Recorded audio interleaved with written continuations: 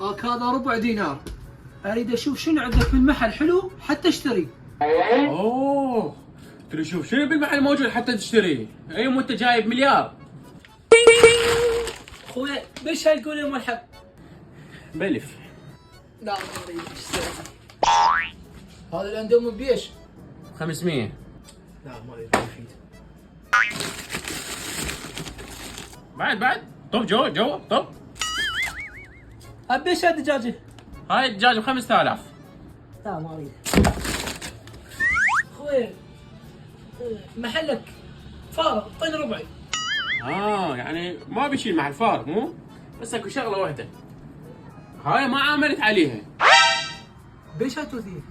ببلاش هاي. خشمي ابوي. امشي لا طفي لك خشمك الثاني، يلا.